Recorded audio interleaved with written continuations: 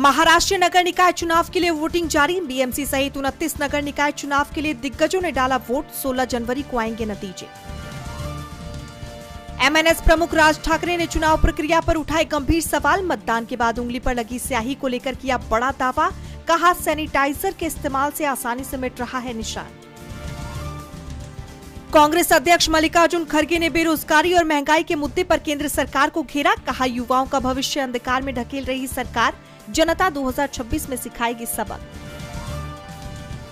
Delhi high court ने PM cares fund को लेकर सुनाया अहम फैसला। कहा, आरटीआई एक्ट के तहत फंड को निजता का अधिकार प्राप्त। जानकारी साझा करने के लिए अनिवार्यता पर दी जानकारी। सुप्रीम कोर्ट ने मद्रास हाईकोर्ट को दिया बड़ा निर्देश। कहा, सीबीएफसी की अपील पर 20 जनवरी तक करे फैसला। कोर्ट ने तत्काल हस्तक्षेप करने से किया इनकार।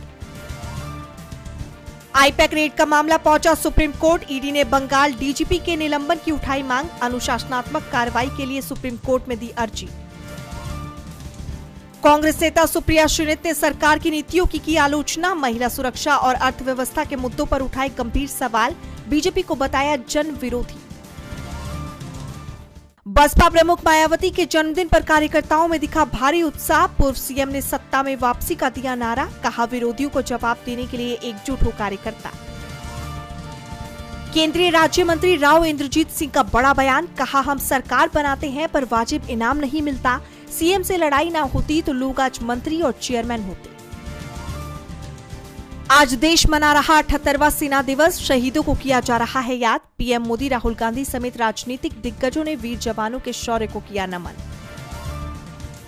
अमेरिकी राष्ट्रपति ट्रंप ने दोहराई ग्रीनलैंड को अमेरिका में शामिल करने की इच्छा। कहा, कुछ न कुछ हल निकल आएगा। ग्रीनलैंड के विदेश मंत्री विवियन ने कहा, नहीं बनना अमेरिका का गुलाम। ईरानी विदेश मंत्री अब्बास अरागची ने अमेरिकी राष्ट्रपति ट्रंप पर लगाया बड़ा आरोप। कहा, हमेशा कूटनीति से बचते हैं और चुनते हैं युद्ध। ईरान हमेशा बातचीत और कूटनीति के लिए रहा है तैयार। ब्राजील के राष्ट्रपति लुइस इनासियो लूला दा सिल्वा ने रूसी राष्ट्रपति पुतिन से फोन पर की बात। दोनों नेताओं ने वेनेजुएला की स्थिति और लैटिन अमेरिका में बढ़ते तनाव पर की चर्चा। अमेरिका में 75 देशों के नागरिकों की नो एंट्री। ट्रंप प्रशासन ने रोकी वीजा प्रोसेसिंग। सूची में रूस, सोमालिया, ईरान, ब्राजील और मिस्र जैसे देश शामिल। ईरान में अब कोई फांसी नहीं। अमेरिकी राष्ट्रपति ट्रंप ने किया बड़ा दावा। कहा, तेहरान ने रोक दी लोगों की जान लेने की घटनाएं।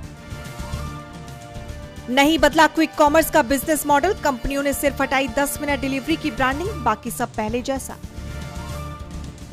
महाराष्ट्र निकाय चुनाव के कारण शेयर बाजार हुआ बंद। जिरादा फाउंडर नितिन कामत ने कहा, लोकल इलेक्शन के कारण मार्केट बंद करना गलत। शाम को खुलेगा एमसीएक्स।